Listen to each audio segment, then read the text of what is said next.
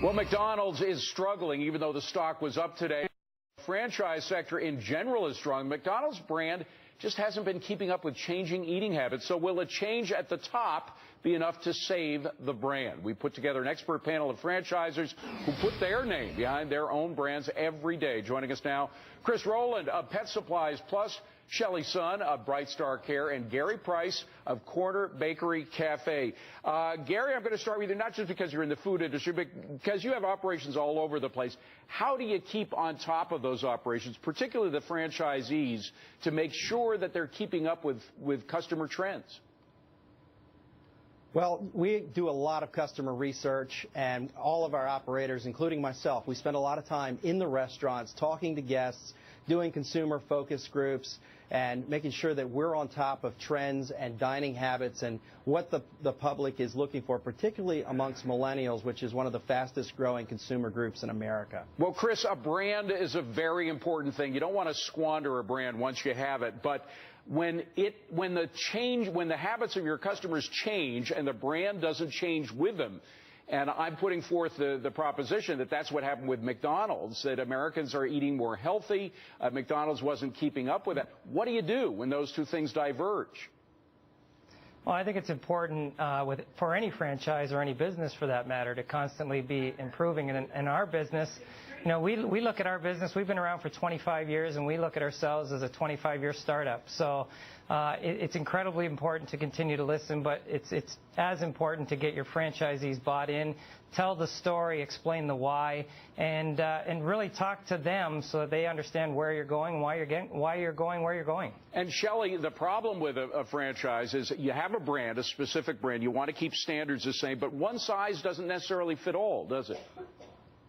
It does, and it's important, I think, to not only be listening to our customers that are the ones interfacing with the brand, and we certainly do that with focus groups and listening to what our customers are looking for, but I think as a great franchisor, it's also about listening to our franchisees that are really there on the front line and see what they're seeing in terms of what their customer segments are looking at that might be different in different regions of the country, different age groups, different menu choices in terms of breakfast, lunch, and dinner in the food industry. And we're doing the same thing with our franchisees because we do child care, adult care, and senior care, and that varies in different parts of the country based upon what the customers need, and our franchisees have the flexibility to be able to leverage the model to take care of what the market needs. Well, Gary, that implies that you have the situation managed, that you can allow flexibility with certain, because not everything that sells in New York will sell in Arizona or Chicago. So you got to have flexibility. Is it possible that McDonald's just grew so large that it lacks that flexibility?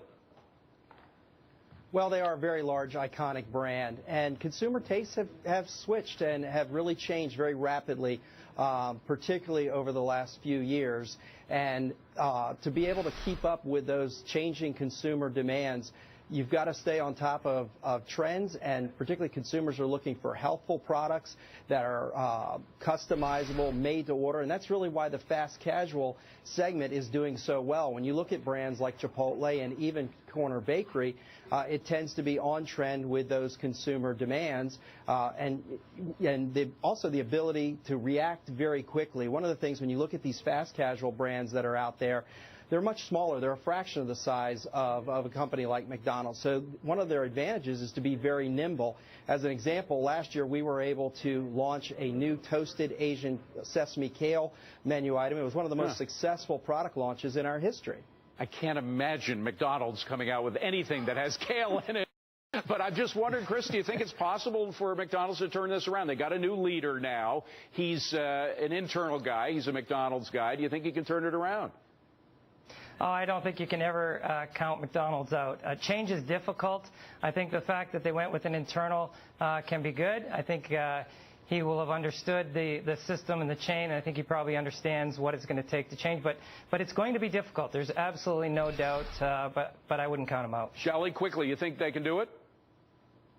I think they have all the resources, and listening to customers and listening to franchisees will be the way to do it. All right, gang, thank you very much. Chris Rowland, Shelley Sun, Gary Price, good to have you all here. Appreciate it. Liz? Well, from the people who know, the franchisees, Ford's fourth